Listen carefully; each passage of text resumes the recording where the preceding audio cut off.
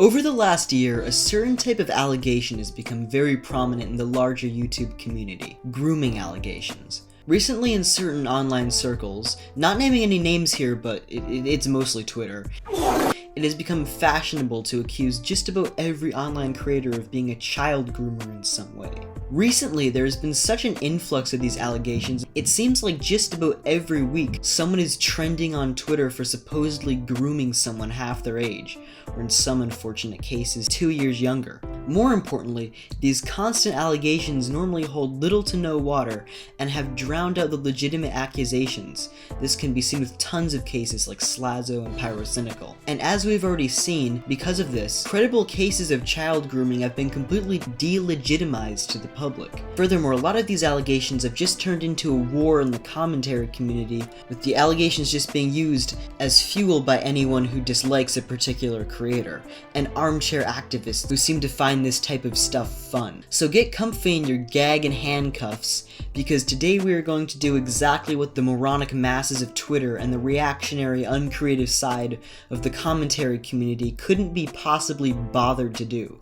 Actually dive in and take an in-depth look at each one of these cases, and determine which ones are the usual overreactionary machine of woke Twitter completely blowing something out of proportion, and which ones are legitimate cases of a child predator who needs to be deplatformed and put in jail. No cupcakes. So on today's episode of the WurginExtremist show, we are looking at the four most prominent allegations that have been leveled against various YouTubers over the past year.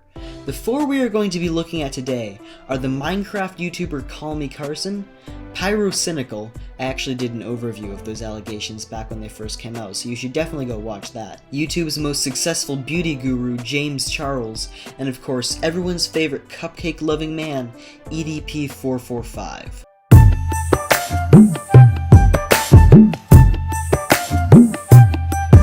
CallMeCarson is a YouTuber who used to have over 3 million subscribers, and got his start making commentary videos alongside Minecraft content, later joining the Lunch Club, a YouTube group consisting of JSchlatt, Slimesicle, Ted Nevison, Travs, CS Coop, Hugbox, and of course, the main man himself, CallMeCarson. Needless to say, most people likely know the full scope of the allegations against Carson, but just in case you don't, here's a quick recap. On January 4th, 2021, Keemstar revealed that he had intel about Carson's interactions with underage girls given to him by Lunch Club members Travs and Hugbox. At this time, no girls had actually stepped forward to share their stories about Carson yet, but the allegations quickly went viral. Later that day, Twitter user Miniborb, because of course it was Twitter, came forward and shared her experience with CallMeCarson. Miniborb alleged that CallMeCarson had sexted her and spoken to her in a very inappropriate way. She also attached screenshots of some of the conversations that took place between her and Carson. In several of these screenshots, we can see Carson speaking to Miniborb, whose Discord name is a Goral, and talking to her in pretty inappropriate ways. I'm scared I only want to talk to you for the wrong reasons. Elaborate. What if I only want to talk to you for the sexual part of it? I don't want that, but like, I'm worried about it. What if subconsciously I'm only talking to you because it turns me on or something? Is that really what you want? What other options are there? And also, what would you want to happen? I don't know. All I know is that every time I jack off now, I have a really hard time not thinking of you. I guess my brain got stimulated and now it wants more, you know? Sorry I was in school, but yeah, I get that. Was in school? My man, Carson, that looks really bad. What if we re-add on Snap and next time you're horny we have some fun again? I just don't want that to be the only thing we do, you know? Yeah, but fuck Sam, you're hard to resist. So are you. I feel like this is all my fault, damn. If anything, it's my fault because I can't control myself. Fucking hell.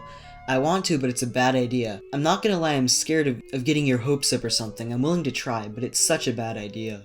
But so is sexting you. Fuck. In Sam's tweet, she originally claimed that Carson was a groomer and a pedophile, then later retracted the pedophile statement, while still alleging that she had been groomed and emotionally damaged by the conversations. Now Sam claims that she was extremely emotionally damaged by the conversation she had with Carson, which to be granted is completely fair, but for her to post it online and submit it to the court of public opinion, also known as Twitter, and essentially use these allegations to destroy Carson's career, isn't.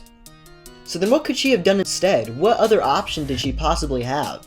Although we can't know what was going on with Sam 100%, I think from the little information we do have about her situation, her best move would have been to consult an attorney and review her legal options. Again, we cannot know any of her background or mental state at the time, but if she really did feel threatened by Carson, she should have sought out some sort of legal counseling. Like, why do none of these people ever look to the law? Like, for God's sake, go get a lawyer or something! Oh my god, Twitter is not a form of legal counseling! Now, because of this, Carson's career has essentially been put on hold for the time being, with him losing over 350,000 subscribers at the time of recording this, making for one of the largest subscriber losses in YouTube history, right up there with James Charles and Shane Dawson. And as of the time of recording this, Carson has not created any new content on any platform since this scandal transpired. Now, this whole drama hinges on 4 main points. A, that CallMeCarson is a pedophile. B, that CallMeCarson is a child groomer. C, that what CallMeCarson did is illegal. And D, that what CallMeCarson did created an unhealthy power dynamic. Now, the first one is pretty easy to discount. Both Sam and Keemstar came out later and said that pedophile was the wrong word to use, claiming that he is just a groomer instead. There are a lot of people out there, calling Carson a pedophile, calling him a pedo, and cracking jokes. And that's just kind of the way the internet is. But I think it's my responsibility to speak on this based on the evidence that I have seen. Carson is not a pedophile. Carson is not into little kids. And the scenario that's been put forth that I've seen and the allegations that I've seen, there was a situation where Carson was 19, the girl was 17. I've seen this other situation, which I don't even know if this is even remotely true yet. I have to look at it deeper. But the girl was 16, Carson was 19. And another scenario where Carson was 20 and the girl was 17. In all 3 of these scenarios, and again, I don't know if any of them are true, Carson wouldn't be a pedophile. Despite the fact that the definition of child grooming literally hinges on the perpetrator involved being a pedophile, but okay. And here's the thing. The majority of the YouTuber community that has addressed Carson since the scandal has labeled him as a pedophile in some form. Now, this assertion is absolutely ridiculous. Labeling someone as a pedophile for a 2, sometimes 3-year age gap when both parties were over the legal age of consent in the state Carson lives in is ridiculous. Like, I've seen way more extreme age differences in my own high school, for God's sake. The Cornell Law School, under Penal Code, defines pedophilia as a psychological disorder characterized by an adult's attraction to prepubescent or pubescent children. This was in no way a case of that. This was a teenager being attracted to another teenager. Like, calm down, guys. 17 and 19 is a completely legal and normal age gap in a relationship. Now, I'm sure if you watched my Pyrocynical video, you definitely know the definition of grooming by now. The act of a pedophile preparing an underage child for an IRL meeting with sexual intent via the internet, which again is clearly not what Carson was doing. We already defined that he is not a pedophile, and from the screenshots it doesn't seem like Carson had any intent to meet up with her in real life. It seems like Carson was simply just initiating these sexual conversations on Discord and Snapchat, and not actually seriously considering meeting up with her in any way. Okay, so was what Carson did illegal? Well, here's where things get a bit tricky.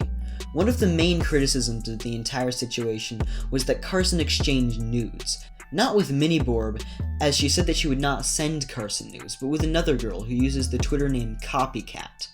She was allegedly exchanging nudes with Carson on Snapchat a few months after his relationship with Miniborb ended, when she was 17 and he was 20. Now here's where the problems lie. In most states, people underage sending nudes is illegal, and can be classified as a child pornography charge. However, this has nothing to do with Carson actually being a pedophile, and is just the same law that applies to any dumb teenager sending nudes. That's right, if you ever send or receive nude images of someone while you or them are underage, you are technically in violation of this law. But what Carson did here was still an illegal act, so it is looking pretty bad for him. However, you kind of have to interpret the law here. And using the context around it, it seems that this law was most likely made for actual child exploiters and pedo rings, instead of teenagers just dicking around.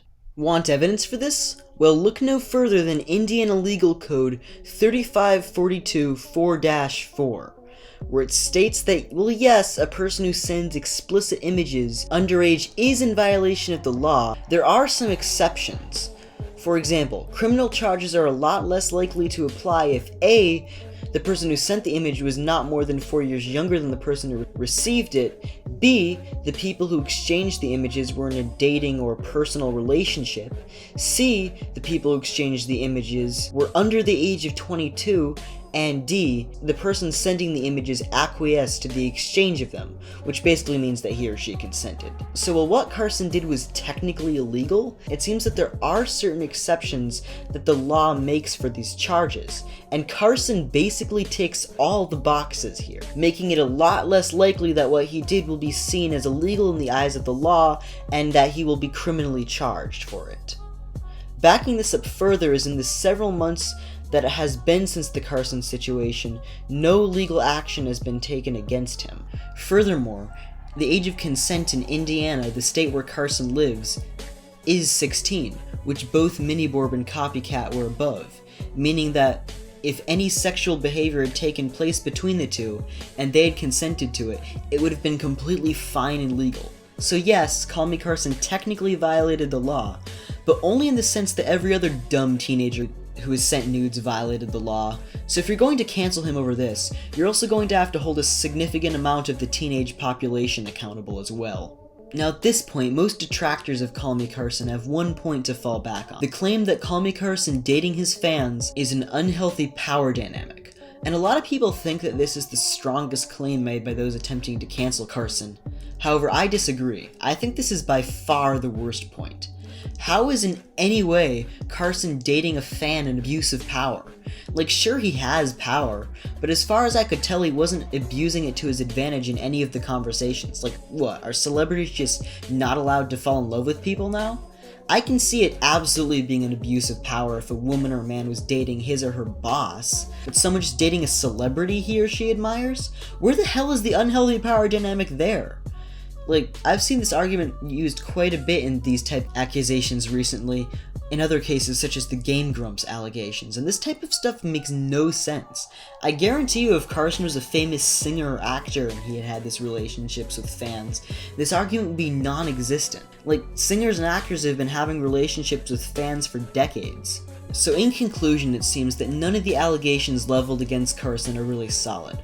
What he did wasn't pedophilic or illegal, and it's beginning to look like his career was needlessly destroyed for a flimsy allegation brought to light by people on Twitter who have no idea what they're talking about. This allegation is pointless, needly damaging, and failed on just about every point. But despite that, the overall consensus of the community is that Carson is a child groomer. You go to any thread mentioning Carson and you'll see nothing but overly snarky comments telling Carson to get his pedophile ass in prison. The power dynamic thing was ridiculous. It was only illegal on a technicality, and people like Pyrocynical got off scot-free with much more extreme age gaps in their cases. Actually, wait, speaking of Pyrocynical,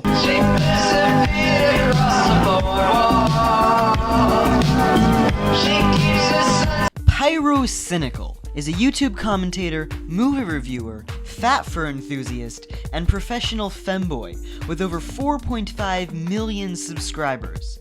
Getting his start making low-quality gameplay drama videos alongside people like Leafy is Here, he eventually transitioned to more comedic commentary videos and game and film reviews, making a name for himself as one of the most talented commentators on YouTube.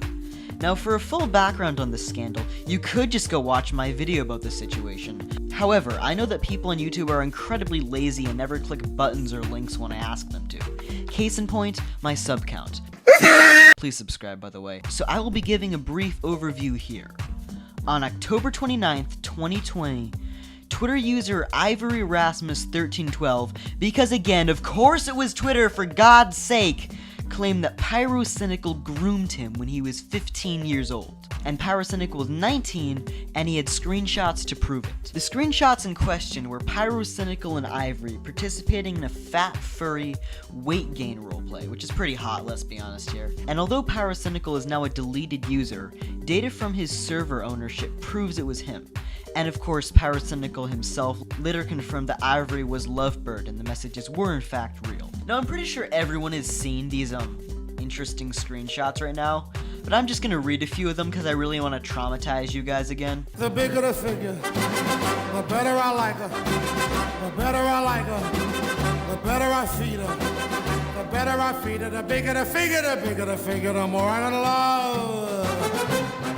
Now, Pyrocynical's actions fall into a much more morally gray area than what Carson did. The age gap was twice as large, and there's definitely more of a case to be made for an abuse of power, as I will talk about in a moment.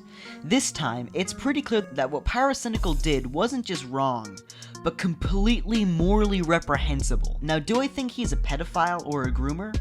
Again, the answer is no.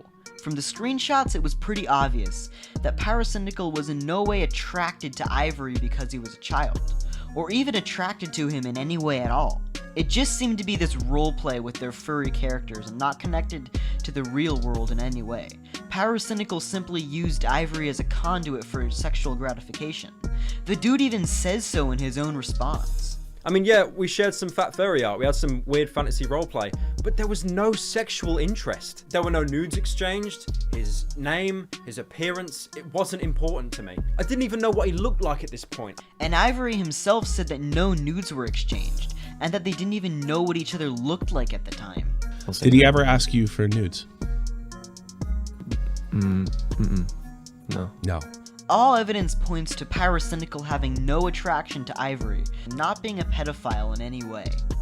As for him being a groomer, Ivory himself said that he had no idea how he was groomed, and claimed that one of his friends just told him to say that. Here's what I'm not understanding. And how were you groomed? I was Because you don't need to be groomed for this to be wrong. Let me tell you something right now. If this conversation itself is completely inappropriate for an adult to have with a child, did somebody tell you to use the word grooming? I was in a call with my friend when I typed it out. I remember I typed that and asked is that okay? And I got a yes for that. So Yes. Because it reads more like a YouTube thumbnail. Do you honestly believe, and just be honest, did you not understand the definition of the word completely? I feel like it was forcing or manipulating a child into a sexual situation. Okay. And as we established last time, the definition of grooming hinges on the perpetrator being a pedophile. The argument that Ivory and Pyro were in this kind of relationship just falls flat, as shown by Pyrocynical himself in the response video, despite what Turkey Tom may say. What he and no one else has done is come close to substantiating how this constitutes as grooming. The only thing I can possibly think of is inviting him and a bunch of other people to an event in the UK. And somehow this got spun as me buying him a plane ticket to fly him out to have sex with him. I really don't understand how you can reach the conclusion that I invited him just to have sex with him. I invited him casually. No plane ticket was purchased, no specific handmade invite was sent. It was flippant, nonchalant, and that exact same invite was copied and pasted word for word to dozens of people. This is all irrelevant. Do you think Ivory would have just flown home after a night of underage drinking? And do you think that nothing sexual happens after public events? Now is what Pyrocynical did illegal? Again, I don't think so.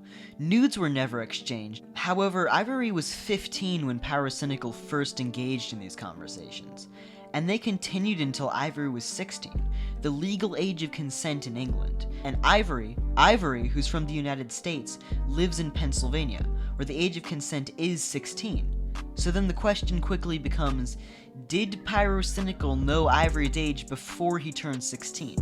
Now this is where things get very tricky. The common consensus at this point is yes, Pyrocynical knew Ivory's age after he turned 16.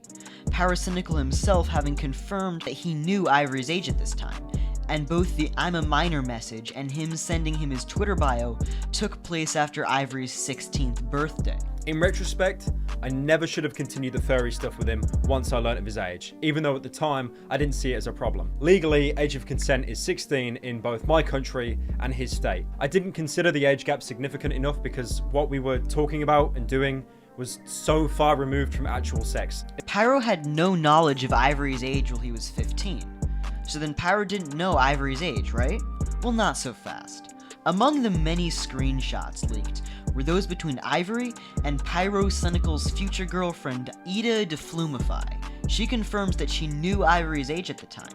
However, in Pyrocynical's response, he said he wasn't even that close with Eda at the time, and that she wouldn't have any reason to tell him about a private conversation she had with her friends. Keep in mind as well, I was not in a relationship with Ida until about mid-2019. This document claims it as soon to be, but like, it's a whole 2 years before we actually start dating. Furthermore, Ivory himself literally explicitly tells Ida in the screenshots not to tell anyone about this conversation that they had. So why would she tell Pyro about a conversation that Ivory literally told her not to tell him about? Now, in the interest of fairness, I wanted to get Ivory's side of the story. So I watched Ivory's full interview with drama YouTuber Tommy C, and there Ivory actually corroborates Pyrocynical's claim that he did not know Ivory's age when he was 15.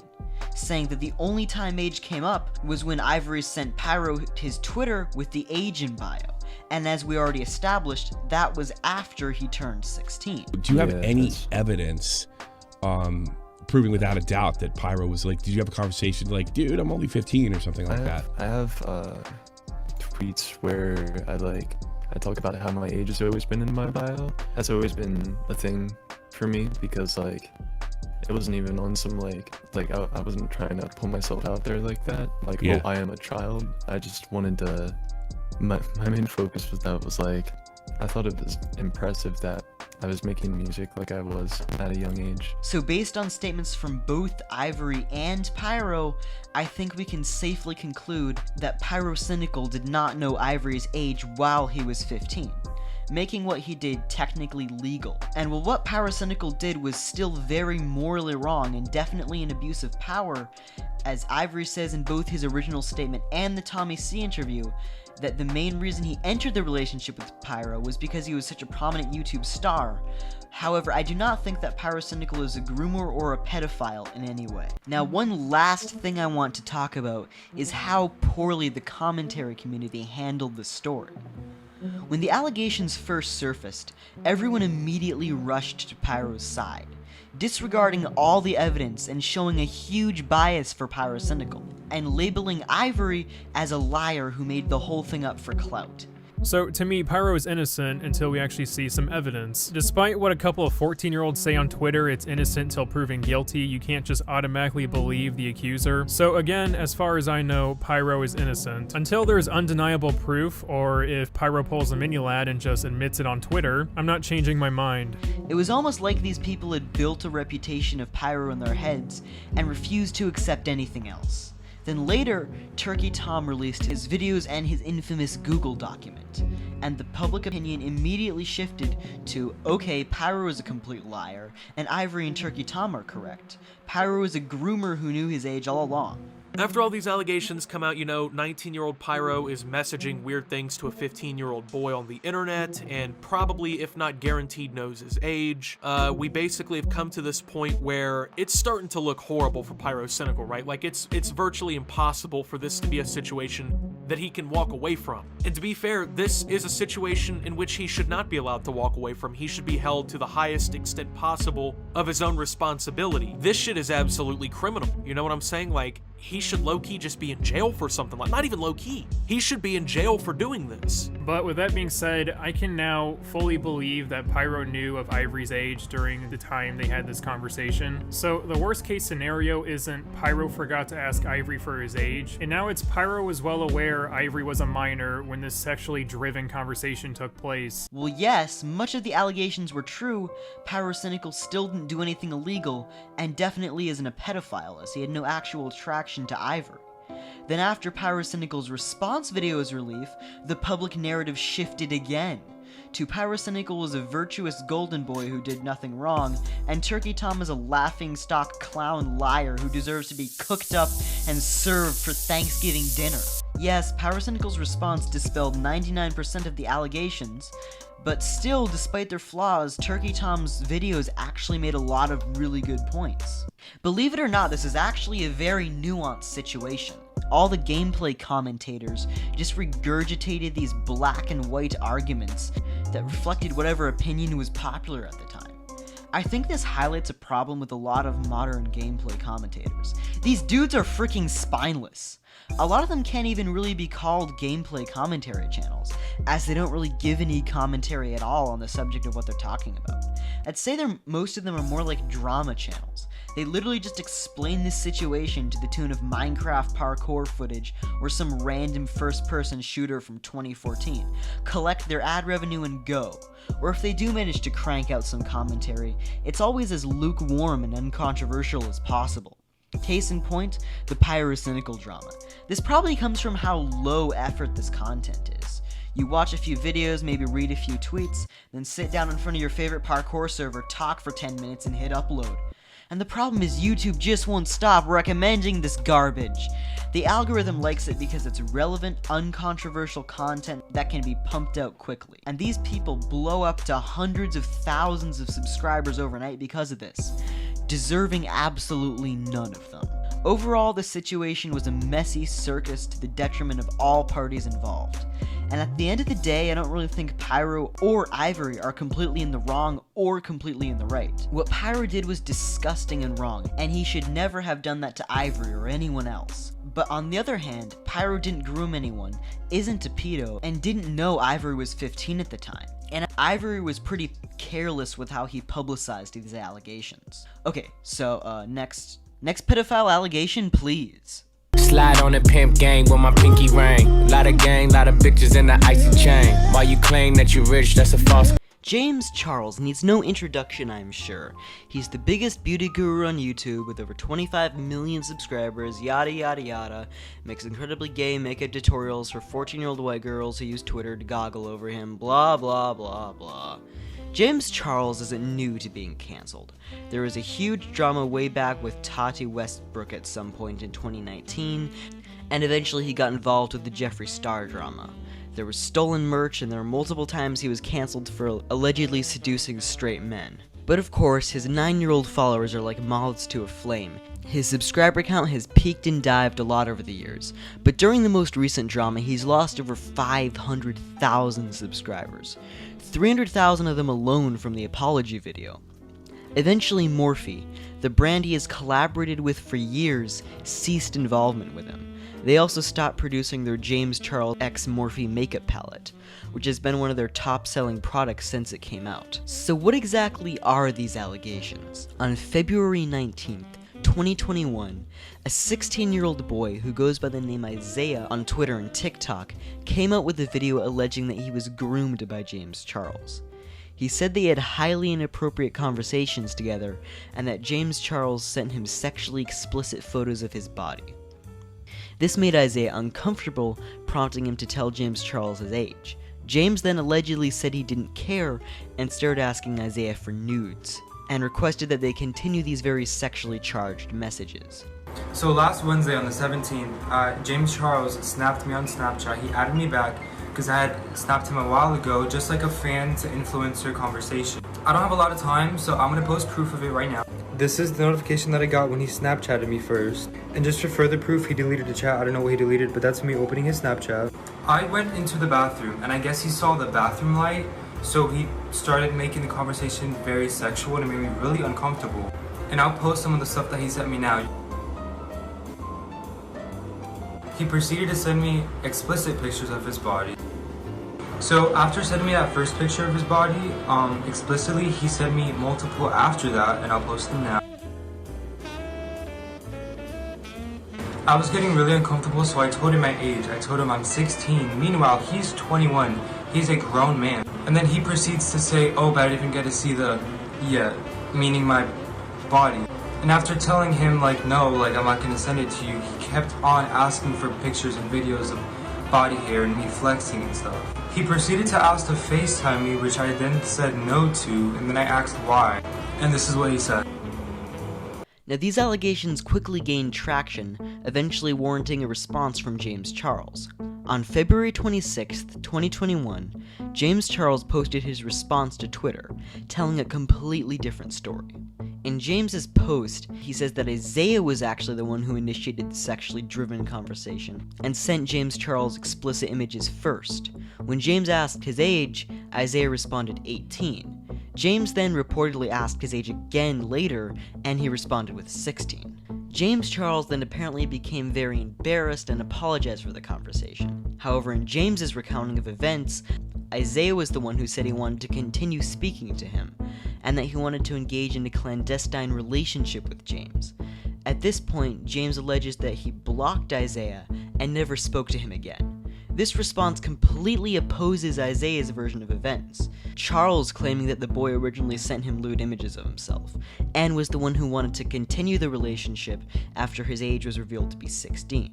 But what makes these allegations so problematic is that there's not just one accuser, but two. That is, two with somewhat credible stories. There are actually lots more accusers, but no one has been able to 100% verify the truth of their claims, or they weren't actually underage at the time of these exchanges. Anyway, the second accuser is a TikTok user by the name of Jake Cherry, who was 15 and 16 at the time these exchanges commenced. Jake Cherry released a TikTok containing screenshot evidence of James Charles flirting with him. It also showed James Charles getting angry at Jake when he learned that Jake lied about his age. He was also upset that Jake had posted James Charles's Snapchats on his personal story. Now, a lot of the details in both these stories are very hard to verify, and turn into this he said, she said situation, or I guess he said situation? So for the purposes of this video, I'm only going to look at the details that are 100% concrete, and not jump to conclusions with minimal evidence like the majority of the commentary community. Lucky for us, we do know the most important detail as a fact. James Charles exchanged nude images with these boys. So you guys know the drill by now. Is it illegal? Is it grooming? Is it pedophilia? When discussing the legality of what James Charles did, things actually aren't quite as cut and dry as you'd think. People like Keemstar have released statements saying that it doesn't matter whether James Charles knew the age of these boys or not at the time. It's illegal either way. Federal law, the entire United States. If an adult sends nude pictures of themselves to a minor, even if that minor is lying about their age, it's a crime. It's a federal fucking crime, all right? So, I put out a statement saying, well, it doesn't matter. And a lot of people got upset, but they lied. It doesn't fucking matter. I say it doesn't matter because it doesn't fucking matter. A crime, allegedly, was still committed. It's a federal fucking crime. Don't be sending nude pictures to anybody online. And if you're James Charles, you're an idiot. And what you see here, Keemstar's got his facts a little scrambled on this one. And what he said is verifiably incorrect. As you probably know, James Charles lives in California, and in that state, California Penal Code 311, which deals with the distribution and possession of child pornography, heavily emphasizes whether or not the person possessing or making the child pornography knew the person's age. Quoting directly from that code, every person with the knowledge that the person is a minor under the age of 18 years old, or who, while in possession of any facts on the basis of which he or she should have reasonably known that the person is a minor under the age of 18 years old, knowingly persuades the minor to engage in sexual conduct is guilty of a felony. So did James Charles know the age of these boys at the time? If so, then what he did was very illegal. However, because there is a huge lack of evidence here, we can't come to a definitive conclusion. However, based on the little evidence we do have, I'm leaning toward taking James Charles at his word. No, he did not know their ages. This is even corroborated by Jake's own screenshots in which James was upset with Jake for lying about his age. James Charles is also angry that Jake allegedly deleted evidence of him lying. But what about the other boy, Isaiah? Well, cross-referencing both sides of the story, we know that this conversation was on Snapchat from start to finish. Isaiah reached out first, and then James Charles responded presumably a few months later. Now, a lot of people have argued that James Charles had to know Isaiah's age because it was in his TikTok bio at the time that these explicit messages were sent, so it would have been super easy to find his age. However, I don't really see why this would have been the case. The conversation was entirely initiated on Snapchat, so I don't see why James Charles would have gone scouring across the internet looking for this kid's profile, especially in a conversation that didn't last all that long. Just because this kid's age was out on the internet at the time that these exchanges commenced doesn't mean that James saw it. If you want to argue that James should have looked for this kid's profile and should have always verified the ages of the people he talked to, that's a completely valid argument. James is at the very least an irresponsible idiot for not looking into these kids' ages. But I don't think that we can definitively say that he knew the ages of the kids at the time. So if James Charles didn't actually know that the two boys were minors, then he's not legally a pedophile. However, there is clearly a pattern of him engaging in inappropriate conversations with underage boys. Now, this is usually the reason that a lot of people label him as a pedophile, the repeated pattern of behavior. However, in James Charles's own response, he said that he liked talking to his own fans. I had the mentality that I could reach out to literally anybody and use my Explore page and For You page as a dating app, and eventually I would just happen to find the right person, but that's just not how dating works, literally at all. It's gross, it's weird, and it's desperation. And surprise, surprise, his fans are mostly teenagers who would probably do anything to talk to their favorite YouTube star. This certainly includes lying about their age. Even so, we cannot conclude for sure that James Charles was lied to, as the evidence that would have verified this one way or the other no longer exists. It was wiped clean by Snapchat, as stated in James Charles's second response. Yeah, did I mention he made 2 of these things? There's gonna be a lot of people that say, okay, cool, James, you said this before, so where's your receipts and your screenshots to back it up? And that's totally valid, but I'm gonna let you guys know right now that I am not gonna be including any in today's video. The real reason why I'm not including screenshots in today's video is because I don't have them. I know that I kind of became like known for that after No More Lies, but that was such a different situation where I had months and months worth of texts and DMs that I could super easily pull together a timeline and prove my innocence. Whereas in these situations, for the ones that were real at least, these interactions lasted for 5 minutes, an hour, a few days at maximum, and I just wasn't sitting there taking photos of everything that was being said. At the very least, it's definitely very creepy that James Charles had these conversations. As a massive influencer with an audience of underage viewers, it was his responsibility to always verify age. James Charles was behaving incredibly irresponsibly and being very reckless with his power. He may not necessarily be a criminal pedophile, but what he did was still way worse than Pyrocynical or CallMeCarson, and a lot of criticism for what he did is definitely warranted. So is James Charles a predator? Again, there is not enough evidence to know. Only time will tell. If this was really just a few mistakes that he made, as James Charles said in his apology, that he'll be more careful from here on out. However, if he really is a predator, then sooner or later, when he thinks nobody's watching, he'll slip up again. Then, I think there would be a lot more grounds to label him as a pedophile or a predator, as this would show a continuing pattern of repeated behavior. Now, I just wanted to say, I do not think it is defensible in any way what James Charles did. The boys are clearly the victims in this situation, and James Charles was obviously in the wrong. My only point is that I don't really think he can be labeled as a pedophile when there isn't enough definitive evidence to say that for sure. I think that's a huge problem with cases like this. People confuse rumor and speculation with actual evidence and run with it, forgetting that our system is of law and the accused are innocent until proven guilty. If this is truly a legal matter, it will be settled in a court of law. Labeling someone as a pedophile is actually very serious, and not just another Twitter buzzword that is thrown around by 14-year-old white girls with too much time on their hands. So as it stands, James Charles is very irresponsible and reckless, but I don't think he is quite on the level of someone like EDP445. So unless more evidence comes out, leave the guy in peace with his makeup kit. That said, while we're on the topic of EDP445, I'm a literal pedophile!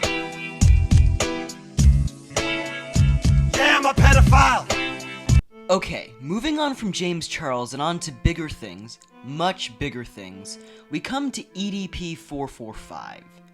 EDP is a YouTuber who's most famous for his comedic football commentaries, rant videos, and all manner of vulgar and generally weird content. Throughout his 10 years on YouTube, he had become a living meme, generally YouTube laughingstock, and of course, enjoyer of cupcakes.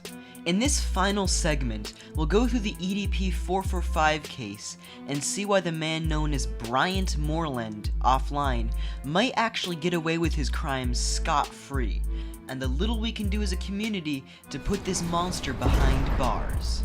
On April 19th, 2021, a relatively unknown YouTube channel called Chet Goldstein dropped a 43-minute video showing these two idiots confronting EDP445. Their sting operation exposed him for showing up at a public place to meet a 13-year-old girl for sex. Or so he thought.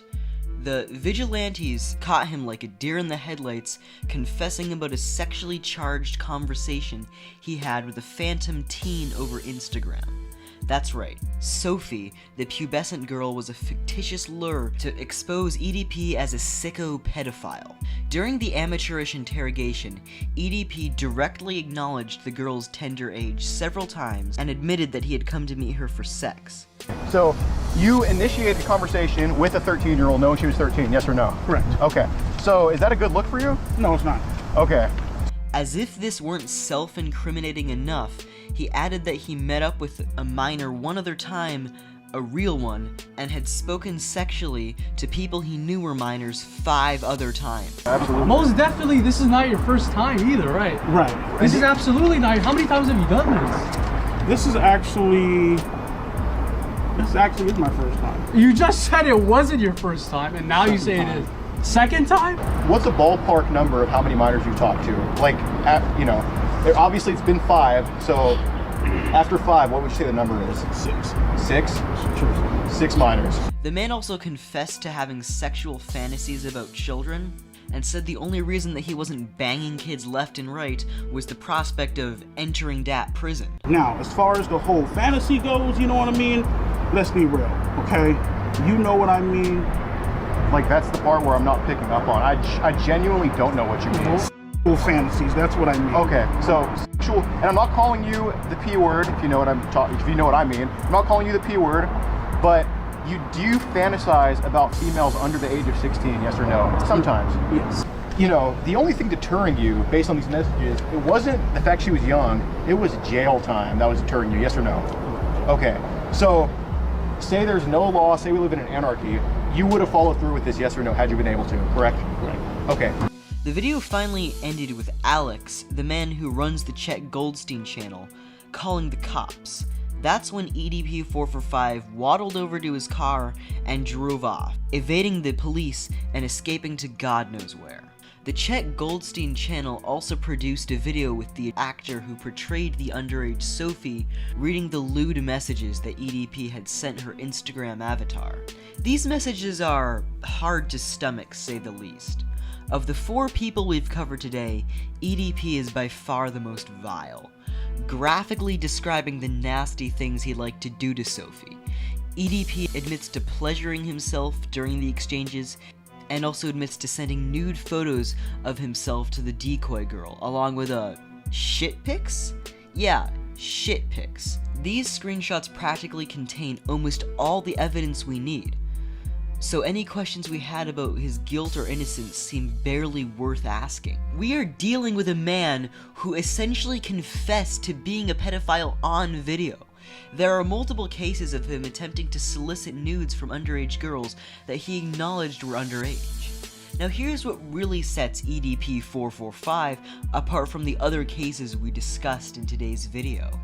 Not only did he confirm 100% that he knew that the victims were underage kids, but he also admitted that that's why he was attracted to them. CallMeCarson didn't go there, and neither did Pyrocynical or James Charles. EDP is all in and all solo in the pedophile category.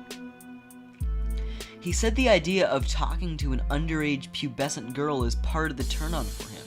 He talks about how he knows her body is starting to grow and develop, which is why he wants to take away her virginity. Aw, babe, listen. I know your body is growing and starting to develop. That's why I agreed to this. I want to be your first little cute ass. Agreed to what? To be your first, silly. You tell me I make you feel some type of way that is so damn sweet. It's not weird, that's really hot. Really? I don't know if it's weird. I just want to throw you on my bed and lick you up and down, slowly beginning to take your virginity. I want to fuck your innocence away. Yuck. He talks about how he wants to teach her how to kiss and how to have sex, and how he would enjoy teaching her about these things. He finds her sexually attractive because she is a child. He adds that he always wanted to be with someone much younger. This guy literally fits the textbook definition of grooming that I'm sure you all have become so familiar with by now.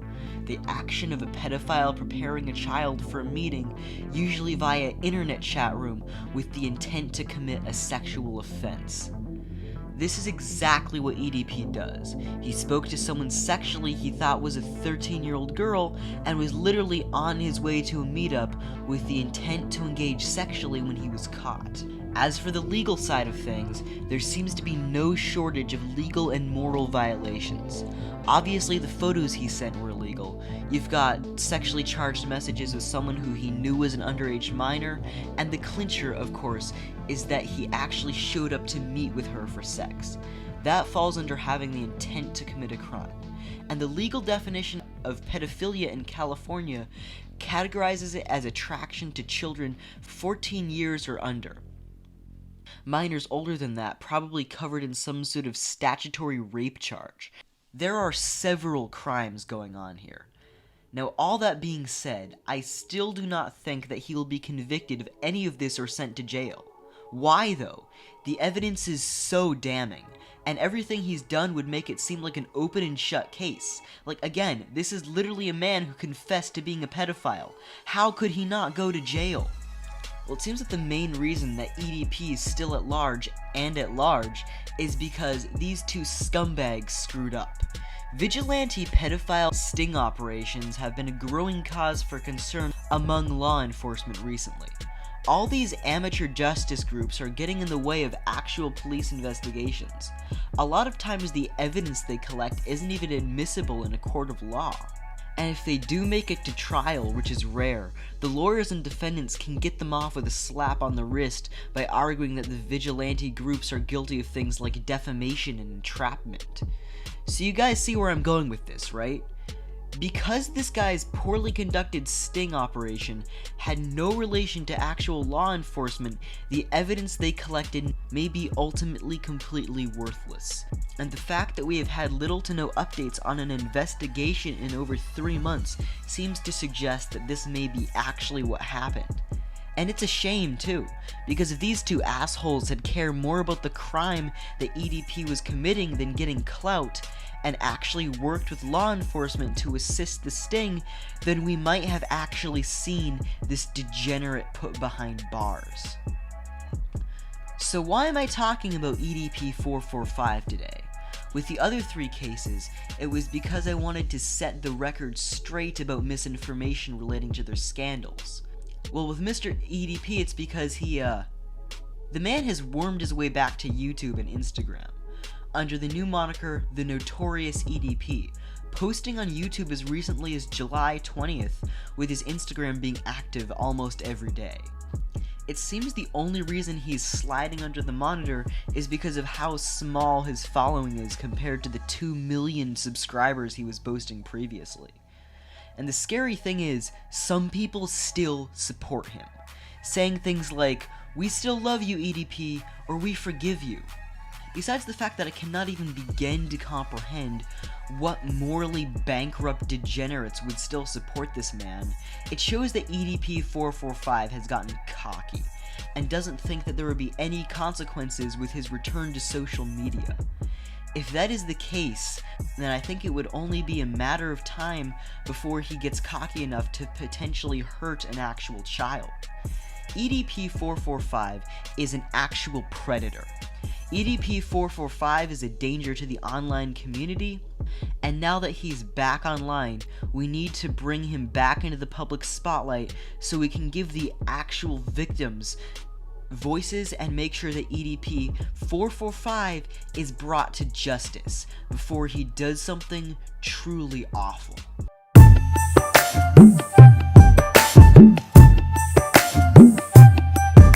So what does all of this teach us?